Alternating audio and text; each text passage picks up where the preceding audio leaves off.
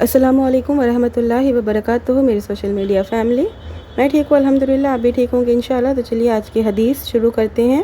اگر ابھی تک آپ نے میرے چینل کو سبسکرائب نہیں کیا ہے تو پلیز سبسکرائب مائی چینل۔ صحیح مسلم کی حدیث ہے، حدیث حج اور عمرے سے ہی ریلیٹڈ ہے۔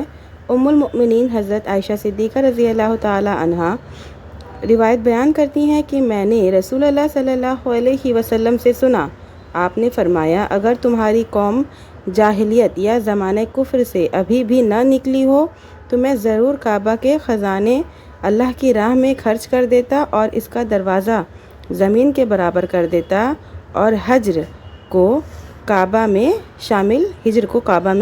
شامل کر دیتا۔ تو فوائد اس حدیث کے: کلمہ لو بامعنی اگر کا استعمال درست ہے بشرط یہ کہ تقدیر کے خلاف نہ ہو۔ نو مسلم کے مسائل سمجھنا چاہیے اور ان کی رعایت کرنا چاہیے۔ مسجد کا فنڈ حسب ضرورت فی سبیل اللہ دوسرے مصارف میں استعمال کیا جا سکتا ہے، یعنی کہ مسجد کا فنڈ اگر کوئی ضرورت پڑے، جائز ضرورت ہو، حلال ضرورت ہو، تو آپ اس فنڈ کو دوسرے کاموں میں استعمال کر سکتے ہیں، جائز کاموں میں۔ مسجد میں تعاون کرنا چاہیے۔ مسجد کا پیسہ جمع کر کے خزانہ بنایا جا سکتا ہے تاکہ اس کا صحیح استعمال ہو سکے۔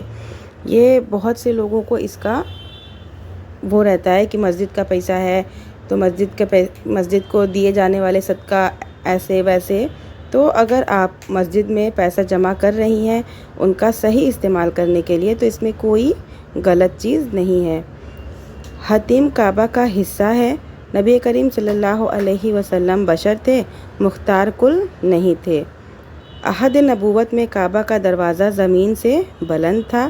نبی کریم صلی اللہ علیہ وسلم اللہ کی راہ میں خرچ کرنے میں بڑے سخی تھے، جیسا کہ آپ کو اس حدیث سے سمجھ میں آ ہی گیا ہوگا، اور امید کرتی ہوں آپ کو حدیث سمجھ میں آئی ہوگی۔ اگر آپ کا کوئی بھی سوال ہو حدیث سے ریلیٹڈ آپ مجھ سے کمنٹ میں پوچھ سکتے ہیں، اور آپ کو ویڈیوز کیسی لگتی ہے آپ یہ بھی مجھے بتا سکتے ہیں۔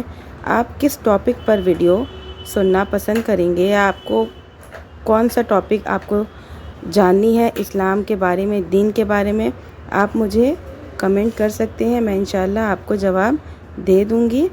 اور آج کل میرے ویوز یوٹیوب پہ تھوڑا ڈاؤن ہے، مجھے سمجھ میں نہیں آ رہا ہے کہ کیا ایشو ہے۔ اگر کوئی میری ہیلپ کر سکتا ہے تو پلیز مجھے کمنٹ میں بتائیے۔ ملتے ہیں نیکسٹ ویڈیو میں، اپنی دعاؤں میں مجھے بھی یاد رکھیے۔ وعلیکم السلام ورحمۃ اللہ وبرکاتہ۔